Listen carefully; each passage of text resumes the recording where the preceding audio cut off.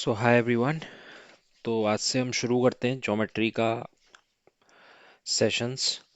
और ये इसका आज पार्ट 1 है, तो इसमें हम कुछ बेसिक बेसिक चीज़ें हम समझेंगे। ठीक है।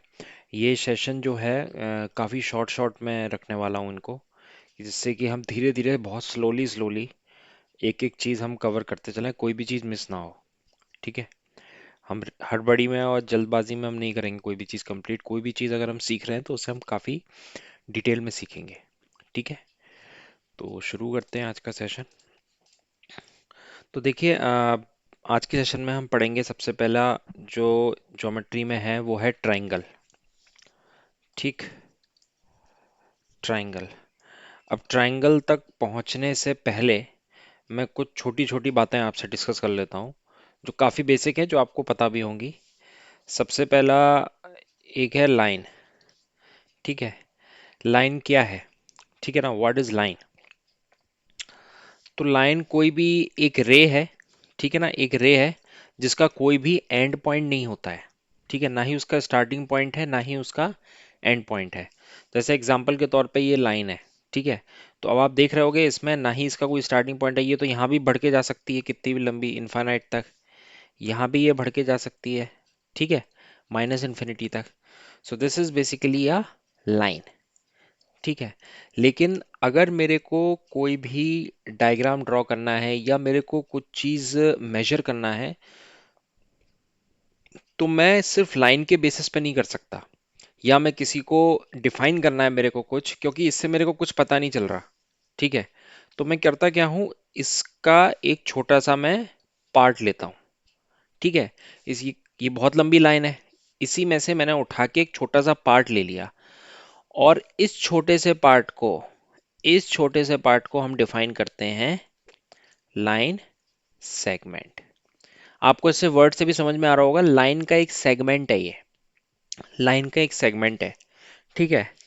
तो अब जैसे कि अगर मैंने लाइन से अगर कोई सेगमेंट उठाया, तो ये बात तो मैं इंश्योर कर रहा हूं ना कि उसका एक स्टार्टिंग पॉइंट है और उसका एक टर्मिनेटिंग पॉइंट है। तो अगर मेरे को लाइन सेगमेंट ड्रॉ करना हुआ तो ये मेरा एक लाइन सेगमेंट हो जाएगा। अब मैं इसको डिफाइन कर सकता हूँ कि ये 2 सेंटीमीटर की है, या एग्जाम्पल के तौर पे ये 5 सेंटीमीटर की है, कोई भी कितना भी उसका मेजरमेंट हो। ठीक है। और थ्रू आउट द ज्योमेट्री और मैथमेटिक्स हम सिर्फ लाइन सेगमेंट से ही डील करेंगे। ठीक है। क्योंकि अल्टीमेटली मेजरमेंट के लिए हमें लाइन का एक पार्ट चाहिए, जिसको हम बोल रहे हैं लाइन सेगमेंट। ठीक है। अब देखिए, अगर मैं ट्राइंगल की बात करूं। ठीक है। ट्राइंगल किससे बना है? ट्राई से। ट्राई यानी कि तीन लाइन मिलकर एक क्लोज्ड फिगर बना रही हैं। ठीक है। और उस क्लोज्ड फिगर से हमारे क्या बन रहे हैं? एंगल भी बन रहे हैं। ट्राइंगल। ठीक है। यानी कि ऐसा स्ट्रक्चर जिसकी तीन साइडेड है। ठीक है। जिसमें हमारे तीन एंगल हैं और वो क्लोज्ड है। Very very important. ठीक है। तो जैसे कि अगर मैं आपसे बोलूं ट्राइंगल अगर ड्रॉ करने की बात हो। अच्छा, यहाँ पे मैं एक डिस्क्लेमर डाल दूं कि मेरी हैंडराइटिंग इतनी, मतलब चित्रकारी इतनी अच्छी नहीं है। कोशिश करूंगा मैं आपको काफी अच्छे से बता पाऊं। ठीक है ना, तो उसको माइंड मत कीजिएगा। ठीक है। ए, बी और सी, ये मेरा क्या बन गया? ट्राइंगल। तो इसमें मैंने क्या किया, इसमें हमने तीन लाइन सेगमेंट लिए हैं और उन तीन लाइन सेगमेंट का यूज करके हमने एक क्लोज्ड फिगर बनाई है। ठीक है। अब इसको देख के आपको क्या समझ में आ रहा है? अब मैं मान लेता हूं, ये देखिए, ये इसमें ए, बी और सी, यानी कि इसमें तीन एंगल हैं। तीन एंगल कौन से हैं? Angle A, angle B, angle C. ऐसे हम एंगल को लिखते हैं, कन्वेंशन है ये, और ऐसे हम ट्राइंगल को दिखते हैं। ठीक है। ये कन्वेंशन है। तो ये तीन एंगल दिख गया मेरे को। दूसरी चीज, मेरे को तीन लाइन सेगमेंट दिख रहे हैं, तीन लाइनें दिख रही हैं। कौन कौन सी? ए बी, बी सी, ए सी। अभी मुझे और कुछ नहीं पता है इनका क्या मेजर है। ठीक है ना, और इनकी क्या प्रॉपर्टीज है। मेरे को अभी रफली बस ये दिख रहा है कि ये तीन एंगल है मेरे, और ये मेरे तीन लाइन सेगमेंट है। ठीक है। और तीसरी चीज मेरे को ये समझ में आ रहा है कि ये एक क्लोज्ड फिगर है। ठीक है। एंगल आप आपको ये तो समझ में आ गया, ये angle A, angle B, angle C. ठीक। अब देखिए, एक कन्वेंशन हम यूज करते हैं जनरली, ये कन्वेंशन है, ऐसा कोई जरूरी नहीं है कि जो मैं आपको भी एक्सप्लेन कर रहा हूँ हमेशा ऐसा ही होगा, पर ये एक कन्वेंशन है कि ए के अपोजिट मैं मान लेता हूँ इस साइड को, इस साइड की लेंथ ए है, बी एंगल के अपोजिट इस साइड की लेंथ है बी, सी एंगल के अपोजिट इस साइड की लेंथ है सी। ऐसा कोई ज़रूरी नहीं है, ठीक है ना, आप चाहो तो इसको आप बी मान सकते हो, लेकिन चूंकि आसानी होती है अंडरस्टैंडिंग में, आप इसको ऐसे मत याद रखिएगा, बट ये मुझे कुछ बताना है इसलिए मैं आपको बता रहा हूँ। ठीक है, तो ये चीज़ आप याद रखोगे कि मान लो ए के अपोजिट की साइड मैंने ए साइड लेंथ मान ली, जस्ट मैंने एज्यूम किया है, मतलब ये सारी जो लेंथ है, ये सारी जो साइड है, इसको एक कन्वेंशन ए बी सी के थ्रू हमने एक एज कन्वेंशन लिया है। ठीक। अब हम बात करते हैं, अब हम चलते हैं अगली चीज पे। अगली चीज क्या है? देखिए, अगली चीज सबसे इंपॉर्टेंट है, ये मेरा एक ट्राइंगल है, ठीक है, ये हो गया ए बी सी। तो सबसे पहली चीज, angle A plus angle B plus angle C क्या है? 180 डिग्री। यानी कि sum of all angles of triangle is 180 degree. यानी कि ट्राइंगल के सारे एंगल का सम क्या होता है? 180 डिग्री होता है। यानी कि अगर मैं आपसे ये बोलूं कि, ठीक है, अब सवाल ये उठता है, देखिए अब सवाल इसमें ये है कि ये 180 डिग्री ही क्यों होता है, ये 90 डिग्री क्यों नहीं होता, ये 270 डिग्री क्यों नहीं होता, 180 डिग्री क्यों होता है? ठीक है, तो हम ये जानने की कोशिश करते हैं अब ये 180 डिग्री क्यों होता है। ये जानने से पहले मैं कुछ आपको और बेसिक चीजें बताना चाहूंगा, क्योंकि उसका एप्लीकेशन मैं यूज करूंगा। ठीक है, मान लीजिए यहाँ पे मेरी दो ये पैरेलल लाइन है, बहुत ध्यान से समझिएगा। ठीक है, ये मेरी दो पैरेलल लाइन है, इसको मैंने एक लाइन से कट किया। ठीक, आप ये बोल सकते हो ये ए बी है, ये मेरा सी डी है, ये मेरा कोई ई एफ है। ठीक है, तो जो ए बी है वो मेरी पैरेलल है सी डी के। ठीक, और ये जो ई एफ है ना जो काटती है, इस लाइन को हम बोलते हैं ट्रांसवर्सल, ट्रांसवर्सल लाइन। लिखते चलेंगे एकदम, जो भी मैं हम क्लास में हम डिस्कस कर रहे हैं ना, उसको आप एकदम लिखते चलिए अपनी ओन लैंग्वेज में। ठीक है, काफी इंपॉर्टेंट है। अब देखिए इसमें,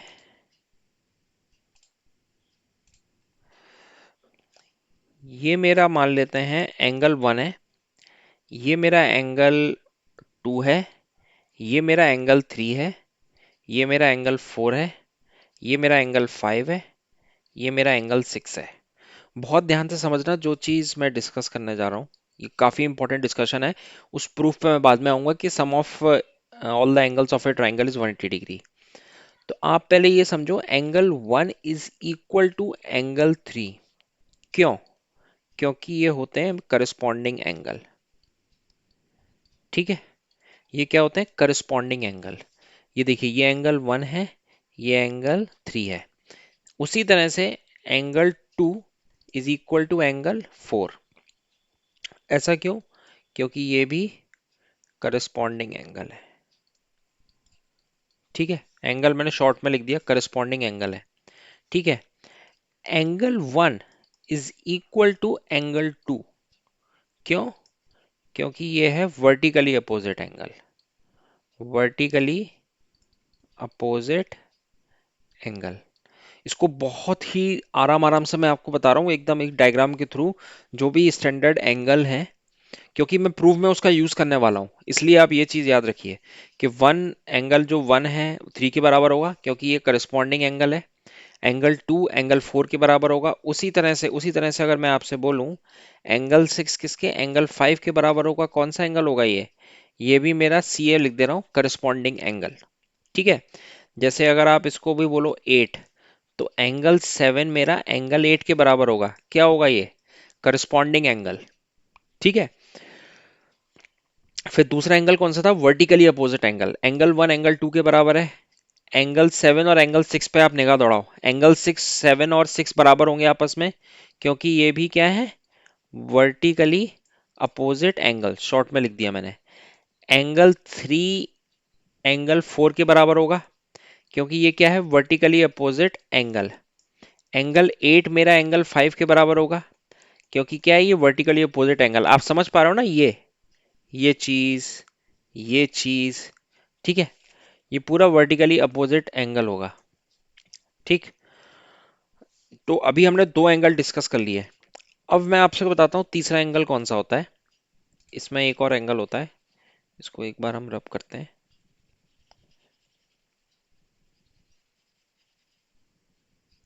ठीक है,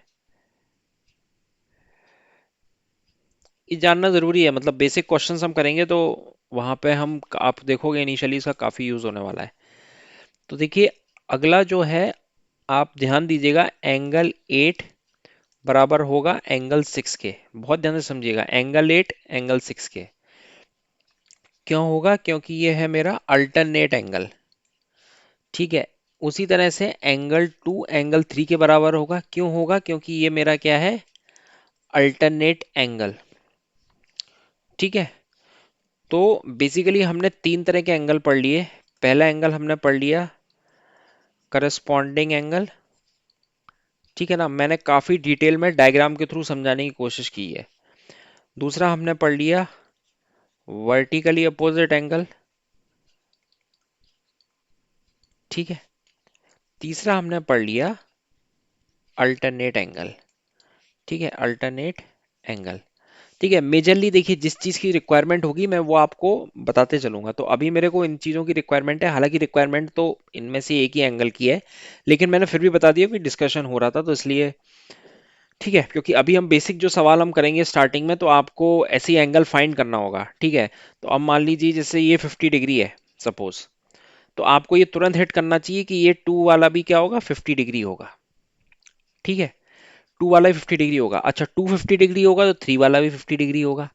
क्योंकि देखिए, वन और टू पे ध्यान दीजिए। वन और टू क्या है मेरे, वन और टू है मेरे वर्टिकली अपोजिट एंगल। ये देखिए आप, वन और टू क्या है, वर्टिकली अपोजिट एंगल।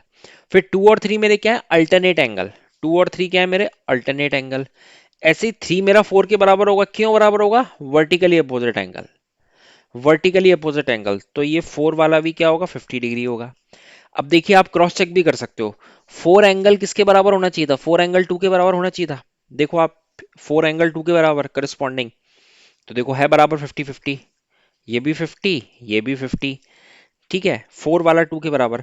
ऐसे ही आप देखो, 3 वाला 1 के बराबर होना चाहिए था। 1 50 डिग्री है, 3 वाला ही 50 डिग्री है। ठीक है, तो ये भी सही है। समझ पा रहे हो आप? तो ये एक बहुत ही बेसिक डिस्कशन हुआ कि हमारे ये जो बेसिक एंगल होते हैं, और जब भी हम पैरेलल लाइन को कट करते हैं जिस लाइन से, उस लाइन को हम बोलते हैं ट्रांसवर्सल लाइन। और जब वो उस लाइन को कट करते हैं तो कुछ एंगल्स का फॉर्मेशन होता है, जो मैंने आपको बता दिया। ठीक है, अब हम चलते हैं हमारे उस प्रूफ पे। उस प्रूफ पे हम चलते हैं कि आपका जो ट्राइंगल का सम है, ठीक, वो 180 डिग्री कैसे होता है। अब देखिए, ये मेरा ट्राइंगल है। ठीक है, मैं इसको नाम दे देता हूं ABC। अब बहुत ध्यान से समझिएगा, इस लाइन के पैरेलल, BC के पैरेलल, मैं एक लाइन ड्रॉ करता हूं। ठीक है, डॉट डॉट करके हल्का हल्का मैंने ड्रॉ कर दिया, या लो डार्क ही ले लो। ठीक है ना, ये पैरेलल लाइन है। ठीक है, यानी कि ये लाइन इस BC के पैरेलल है।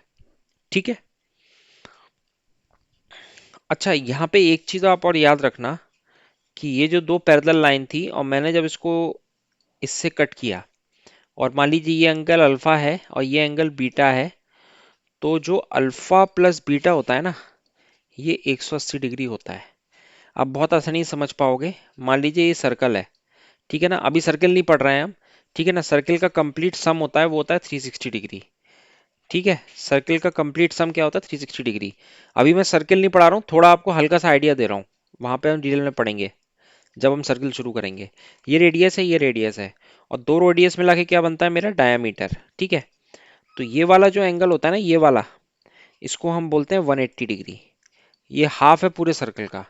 ठीक है, तो अगर आप ये देख रहे हो ना, ये आप समझो ना, ये पूरा सर्किल है मेरा, इसका मैंने आधा पार्ट कर दिया।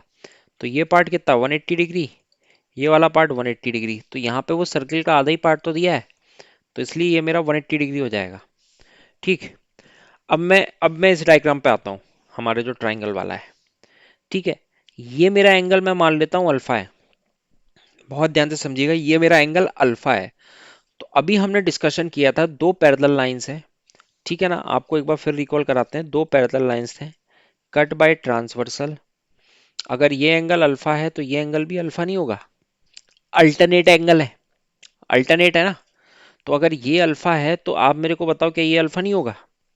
बिल्कुल होगा। ठीक है ना, ये अल्फा तो वो भी अल्फा। उसी तरह से इस एंगल को मैंने लिया बीटा, तो ये एंगल मेरा क्या हो जाएगा, ये भी एंगल मेरा बीटा, क्योंकि अल्टरनेट एंगल है। ठीक है, अल्टरनेट एंगल है। इसको मैंने मान लिया गामा, इसको मैंने मान लिया गामा। अब आप बहुत ध्यान से समझो, अल्फा बीटा और gamma, alpha beta gamma, alpha beta gamma, क्या ये 180 डिग्री नहीं बना रहे? क्या ये 180 डिग्री नहीं बना रहे हैं? आप देखो यहां से कंपेयर करो आप। ठीक है, तो आप बोलोगे बिल्कुल सर 180 डिग्री बना रहे हैं। अब आप ट्राइंगल पे फोकस करो, अब आप ए बी सी ट्राइंगल पे फोकस करो, तो उसमें आपको क्या मिलेगा, अल्फा बीटा गामा। तो अगर मैं इन सबको जोड़ूंगा अल्फा बीटा गामा, ये वही चीज तो लिखी है। ठीक है, तो ये आपको समझ में आया कि ये 180 डिग्री कैसे आया? ठीक, ये मैंने यहाँ पे अल्फा माना, एक बार मैं फिर से रिवाइंड कर देता हूँ। ये मैंने अल्फा माना, ये मेरा अल्टरनेट एंगल अल्फा। यहाँ मैंने बीटा माना, ये मेरा अल्टरनेट एंगल मेरा बीटा। ठीक है, और ये मैंने गामा मान लिया। और यहाँ पे मैंने आपको बता दिया कि ये 180 डिग्री होता है अल्फा प्लस बीटा। ठीक है ना, यहाँ मैंने एज्यूम किया कुछ भी हो सकता है एंगल। ठीक है, मेरे को ये समझाना था कि ये 180 डिग्री होता है। ठीक है, क्यों होता है इसका लॉजिक मैंने आपको दे दिया। और इन तीनों को मिला के क्या आ रहा है मेरा, इन तीनों को मिला के आ रहा है मेरा 180 डिग्री। ठीक है, अब मैंने फोकस किस पे किया, फोकस किया मैंने सिर्फ और सिर्फ ट्राइंगल एबीसी पे, सिर्फ और सिर्फ ट्राइंगल एबीसी पे मैंने फोकस किया। और एबीसी पे फोकस करके मेरे को ये समझ में आया कि ये तो वही चीज लिखी हुई है, alpha plus beta plus gamma. तो ये मेरा हैंस प्रूफ्ड। ठीक है, तो आई होप अब आपको ये बहुत अच्छे से क्लियर हो गया होगा कि एरिया ऑफ ट्राइंगल जो हम बोलते आ रहे हैं बचपन से, जिसका लॉजिक हमें आज तक नहीं समझाया गया, हमें बस रटा दिया गया कि एरिया ऑफ ट्राइंगल आपका 180 डिग्री होता है, आप बस वो याद कर लो। तो मैंने यहाँ कोशिश करी है कि आपको वो लॉजिक समझाने की कि एरिया ऑफ ट्राइंगल 180 डिग्री क्यों होता है। ठीक है, आई होप ये आपको काफी क्लियर हो गया होगा। ठीक है, अब अगली प्रॉपर्टी पे हम चलते हैं। ठीक।